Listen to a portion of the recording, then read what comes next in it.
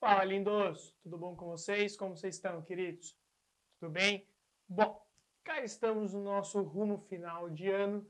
Nossas apostilas estão acabando, mas a gente tem que fazer por merecer e fazer acontecer, beleza? E hoje a gente está aqui para fechar todo o assunto de velocidade. Então a gente já comentou sobre velocidade média, os gráficos, relacionando com entalpia, lei da velocidade, beleza? E cá estamos, por fim, para falar sobre os fatores que alteram a velocidade de uma reação.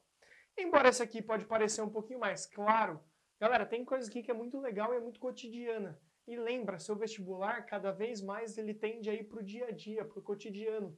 E você sabe disso, principalmente o Enem. Então toma cuidado, pega esses exemplos que eu vou te falar e guarda muito bem na sua cabeça.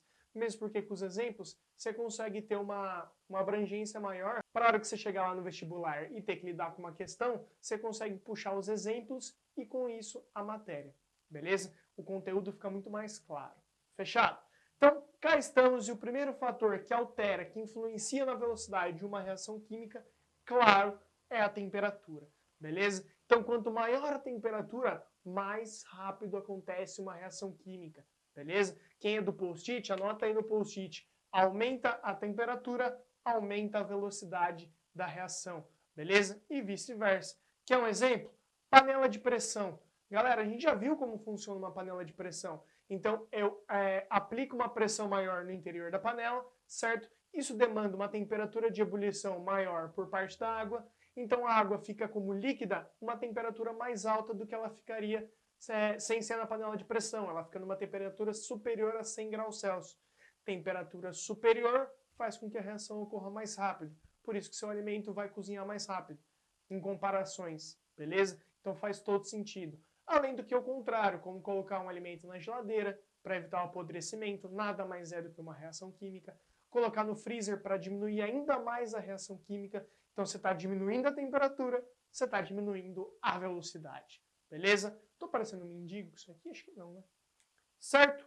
Beleza? Galera, tem uma regra que pode ser que você ouça, certo? Mas por ser uma regra, tem exceções e falhas. Então presta atenção, é só para, caso você ouça ou caso apareça, você saiba do que está falando. Que é a regra de Van 't Hoff. Van 't Hoff, certo? Van 't Hoff. Parece que estou falando Fanta. Beleza? Que para cada um aumento de 10 graus Celsius na temperatura, você tem a velocidade dobrando. Beleza? Só que presta atenção, isso é para algumas reações. Muitas hoje não seguem isso aí, a gente comprova que não segue.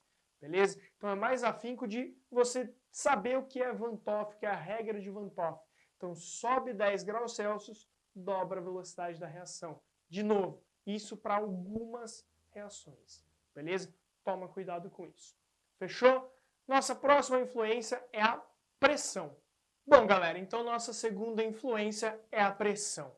Beleza? E a pressão, principalmente em transformações gasosas, certo? Em reações envolvendo gases, certo? É essa que a gente vai dar o foco.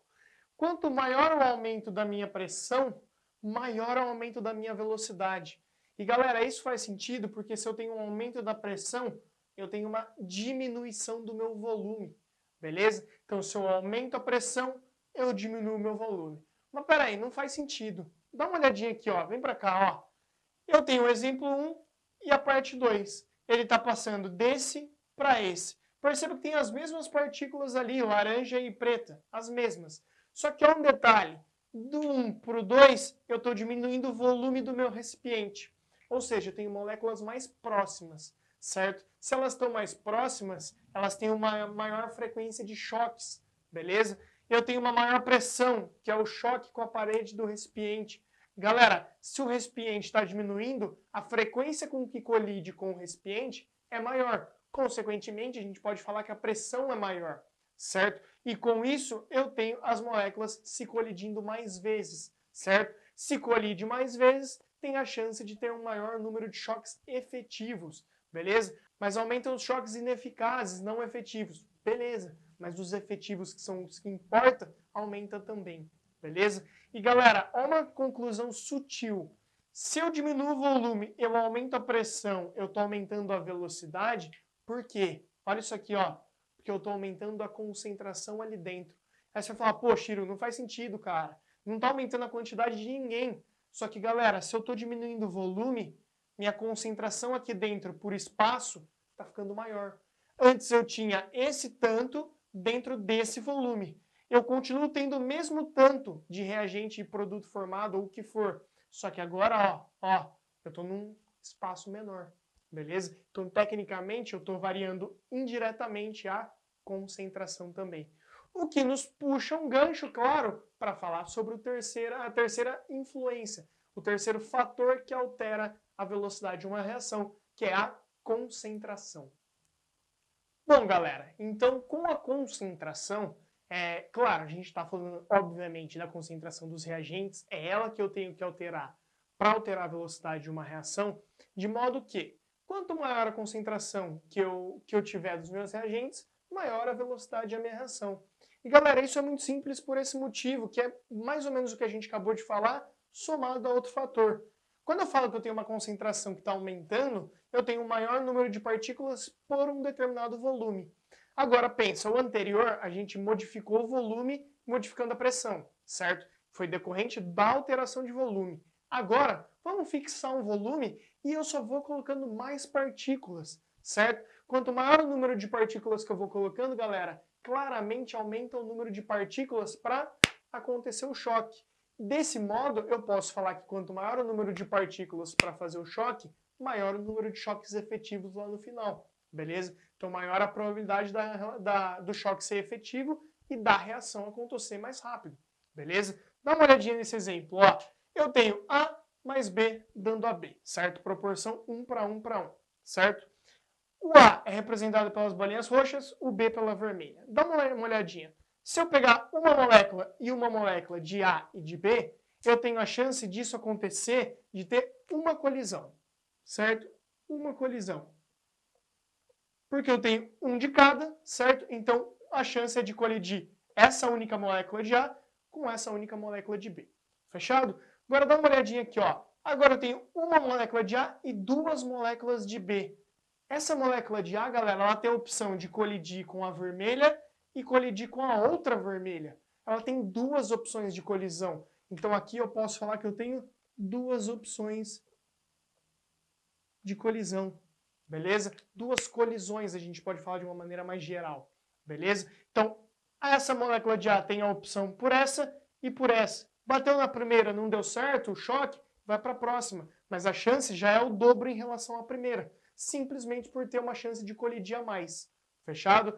E ó, um exemplo aumentando o A também, ó. Duas de A com duas de B, eu tenho a primeira molécula de A podendo colidir com a de cima e com a de baixo. A de baixo, a segunda molécula da partícula A, ela pode colidir com a primeira vermelha e com a segunda vermelha. Quando eu tenho 2, 2, eu já tenho 4 opções de colisão, certo? Pode bater o da frente com o da frente, o da frente com o de trás com o da frente, o de trás com o de trás. Loucura, certo? Buguei a cabeça agora, mas você tem que entender o quê? Quanto maior o número de partículas que eu vou adicionando, maior o número de choques, maior a quantidade de choques efetivos, certo? Maior a probabilidade de choques efetivos, portanto, maior velocidade da reação, beleza? Então aqui embaixo eu tenho um total de 4 chances de colisões efetivas. Eu aumento a concentração, aumento o número de choques, aumenta a probabilidade de choque efetivo, aumenta a velocidade da reação. Fechadíssimo? Beleza? Bom, galera, o quarto de hoje é um dos mais importantes também, que também tem muita aplicação diária, cotidiana, certo? E eu estou falando da quarta influência, é a superfície de contato. Bom, galera, então quanto à superfície de contato, que é a nossa quarta maneira de alterar o valor da velocidade de uma reação, a gente tem que, quanto maior a superfície de contato, maior a velocidade da minha reação, mais rápido ela acontece. Por quê? Vamos chegar a uma conclusãozinha que a gente vai principalmente usar isso para estados sólidos, mas pode ser usado para o geral, beleza? Principalmente no sólido, porque, ó, as colisões, os choques eficazes, eles acontecem na superfície de um sólido, beleza? Então, acontece com os átomos, com as moléculas que compõem a superfície do sólido em questão. Se essa superfície ela é maior, eu tenho maior número de colisões, maior número de choques efetivos. Se essa superfície é mais restrita, é menor, eu tenho menos choques efetivos, certo? E aí fica um pouquinho pior para a gente, a reação fica muito mais lenta, beleza? Isso acontece, galera, por exemplo, claro que não com sólido, mas olha uma coisinha, ó. A gente tem, por exemplo, a água, se você deixar a água dentro da sua garrafinha aberta, ela vai começar a evaporar. Claro que isso vai demorar muito tempo, beleza? Agora, se você jogar água no chão espalhada, a mesma quantidade que teria na garrafinha, ela vai acontecer o quê? Ela vai evaporar muito mais rápido do que se ficasse na garrafinha. Porque quando você jogou a água no chão, você aumenta a superfície de contato que ela tem, certo? Lá na garrafinha ia ser camada por camada de água que ia se tornar vapor, beleza? Quando eu jogo ela no chão, não deixa de ser camada por camada, só que as camadas são maiores, beleza? Devido a isso, a gente tem uma maior velocidade de evaporação, beleza? De vaporização de modo geral, beleza? Então, é um exemplo para a gente trazer isso aqui. Outro exemplo é esse aqui que está na lousa para vocês. Essa reação, carbonato de cálcio com ácido diluído, com ácido clorídrico no caso. Eu tenho a formação do cloreto de cálcio e do ácido carbônico. Ácido carbônico é aquele ácido que tem que estar na sua cabeça, certo? Tem que estar lá. Ácido carbônico é um ácido instável, beleza? É um ácido que não consegue se manter na forma de H2CO3 e ele acaba se decompondo em H2O e CO2. Ou seja, é uma reação que parte de um sólido e me geram bolhas, porque me gera um produto gasoso, que é o CO2, beleza? Só que esse sólido, ele pode influenciar na velocidade que essa reação acontece, ou seja, na quantidade de bolhas formadas num espaço de tempo. Só que presta atenção numa coisinha, ó o gráfico, volume de CO2 formado, quando eu tenho CaCO3 em pó, eu tenho uma superfície de contato maior quando eu tenho ele em pó, certo? Eu consigo, entre aspas, espalhar ele mais. Então eu posso falar que a reação ela acontece muito mais rápido, certo? Agora, quando eu tenho ele em pedaços, em blocos, eu tenho reações mais lentas, porque precisam ser por camadas, certo? E conforme eu vou desfazendo as camadas, eu vou chegando nas camadas mais internas no caso. E isso leva um tempo, beleza? Então, ó, perceba que a curva é mais longa até chegar. Até chegar onde? Até chegar na quantidade de CO2 formada. Mas perceba que, por mais que o pó cresça um pouquinho mais rápido, na hora que chega, ambos formam a mesma quantidade de CO2. Ou seja, eu deixar a superfície de contato, vamos dizer assim, eu aumentar a superfície de contato não faz com que eu tenha mais produto, beleza? Faz com que eu tenha a mesma quantidade de produto, só que mais rápido, beleza? É a única diferença que tem ali. Eu não vou produzir mais CO2. Se eu esperar toda a reação em pedaços acontecer, eu vou ter a mesma quantidade de CO2 produzida do que em pó, só que leva um maior tempo para isso acontecer. Por quê? Porque a velocidade é menor. Fica atento com tipos de termos, por exemplo, pó, que é a maior superfície de contato que a gente tem, beleza? Aí você pode encontrar lâminas, lascas. Sempre pensa no que você está falando, certo? Interpreta. Então, lasca seria quando você tira uma fetinha, por exemplo, quando você puxa e passa a faca assim no queijo, você tira uma lasquinha do queijo. Pô, tem uma superfície de contato menor do que a do pó. O pó eu consigo espalhar ele melhor, vamos dizer assim. Agora, quando você tem um pedaço, pô, pedaço já remete a uma coisa grande. Você pensa num pedaço de queijo, você pensa em lascas de queijo e você pensa no queijo ralado. Aquele que eu consegui espalhar mais, que deixar a camada cada vez maior e um menor número de camadas, melhor é. Porque isso eu posso falar que eu tenho uma maior superfície de contato. E se eu tenho maior superfície de contato, eu tenho maior velocidade de reação. Fechado? Por último, mas não menos importante, a gente tem a quinta forma de alterar, de influenciar nessa velocidade de reação, e é a clássica, é o catalisador. Bom, como última influência, então, a gente tem o catalisador, beleza, galera? E aqui eu não estou falando de nenhum reagente, certo? Porque a primeira coisa que você tem que ter na sua cabeça é que o catalisador ele não é um reagente. Reagente é o cara que é consumido para acontecer a reação. É o cara que é consumido para a formação do produto.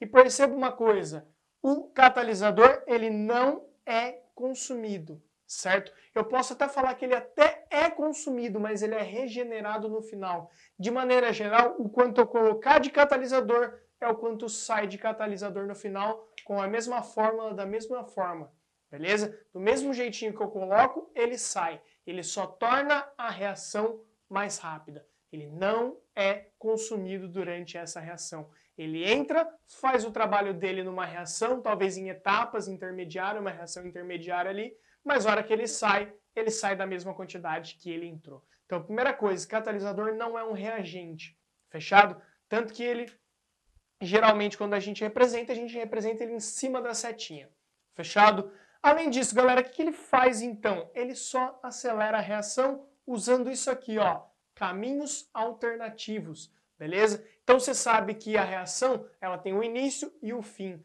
A forma com que ela faz isso é o que vai depender do tempo dela. Se eu encontrar um caminho alternativo que faça com que chegue do reagente para o produto de uma forma mais rápida, é o que importa. Importa reagente e produto. Se isso for feito mais rapidamente, a gente tem um catalisador agindo. Um grande exemplo disso são as enzimas que a gente tem no nosso corpo. É um catalisador que a gente chama de biológico. Por exemplo, a glicose ela seria oxidada e teria a formação de CO2 e água, energia e tudo mais. Só que tem um detalhe, isso demoraria muito tempo. E para isso a gente tem as enzimas que produzem moléculas que interagem melhor do que a glicose, certo? Interagem melhor com a glicose, perdão. Então elas interagem melhor com a glicose, fazendo com que a reação com o oxigênio seja mais rápida, certo? Mas as enzimas elas são devolvidas no final e elas são absorvidas pelo nosso corpo, beleza? Então elas agem como um catalisador dentro do nosso corpo, numa reação biológica, por isso um catalisador biológico. Mas é um grande exemplo para a gente. Outro exemplo, e aí já talvez mais voltado para a indústria, a gente tem, por exemplo, o eteno, certo? Eteno, et, 2 carbonos, em ligação dupla, e a gente tem a hidrogenação do eteno. Vocês devem estar vendo em outra frente isso. Galera, hidrogenação do eteno. Eu tenho C dupla C e eu quero trocar essa ligação dupla por hidrogênio. Eu uso catalisadores, por exemplo, placas de níquel, de cádmio, de paládio, certo? Níquel, cádmio e paládio são os principais metais catalisadores de hidrogênio, certo? Para hidrogenação. A gente chama de hidrogenação catalítica. Por quê? Sem esses metais é muito difícil de ocorrer essa reação, porque demora muito tempo, beleza? Então é outro exemplo mais industrial para a gente. Fechado? Além disso, presta atenção desse ladinho aqui no gráfico, beleza? Então a gente tem o gráfico qualquer, certo? Aqui eu tenho o caminho da reação, aqui eu tenho a entalpia, a gente já viu esse tipo de gráfico, beleza? Que eu tenho o reagente formando o produto, beleza? Sem catalisador, eu tenho uma alta energia de ativação. É esse o caminho que ele vai encontrar para que chegue para o produto. E eu tenho uma energia de ativação considerada elevada. Quando eu coloco o catalisador para agir ali, eu tenho a diminuição dessa energia de ativação. Eu tenho um caminho alternativo que demanda menor energia para a formação dos produtos. E isso deixa tudo muito melhor, muito mais fácil, beleza? Muito mais, na verdade, rápido. Então eu tenho uma energia de ativação menor quando eu tenho catalisador na minha reação, beleza? Então o que o catalisador faz? Diminui a energia de ativação da minha reação, beleza? Faz com que ela aconteça de uma maneira mais rápida. Tem coisa que é importante a gente lembrar que o catalisador não altera. Ele não altera o valor do ΔH. ΔH, galera, é a diferença daqui para a altura do produto aqui embaixo, ó. Onde ele atinge? Ele atinge a energia de ativação, ou seja, não faz diferença nenhuma. Ele não altera o valor da entalpia, da variação de entalpia, beleza? Outra coisa que ele não altera, a porcentagem, o rendimento da reação, certo? É muito semelhante ao gráfico anterior, certo? Lá de superfície de contato. Não importa se você vai fazer com ou sem catalisador, seu resultado lá no final, depois que eu esperei todas as reações, é o mesmo, em mesma quantidade. Então não tem um aumento de rendimento, ela só acontece de uma maneira mais rápida, beleza? Então quando chega lá no finalzinho do gráfico fica constante igual no exemplo anterior, beleza? Então não tem um aumento de rendimento, fechado? Se eu esperar tudo acontecer, eu tenho a mesma quantidade ao final. Por fim, ele não altera equilíbrio químico, beleza? O catalisador, galera, ele não aumenta a velocidade da reação. A gente vai ver um pouquinho mais para frente, mas vocês já têm essa noção que equilíbrio é a reação de ida e a reação de volta possuem a mesma velocidade. A velocidade com que o reagente vira produto é igual a que o produto volta a formar o reagente, beleza? O que o catalisador faz? Aumenta essas duas. Então eu atinjo o equilíbrio de uma maneira mais rápida, mas eu não altero o valor do equilíbrio, porque o quanto ele influencia nas duas reações, nos dois sentidos da reação, é de maneira igual, beleza? Então eu não tenho deslocamento do equilíbrio, eu não tenho mudança no valor do equilíbrio. Combinado? É importante a gente ter todos esses conceitos a respeito do catalisador. Fechou? Hoje é o que a gente tinha para conversar. Um beijo no seu coração. Até a próxima. Se cuida do frio e fui!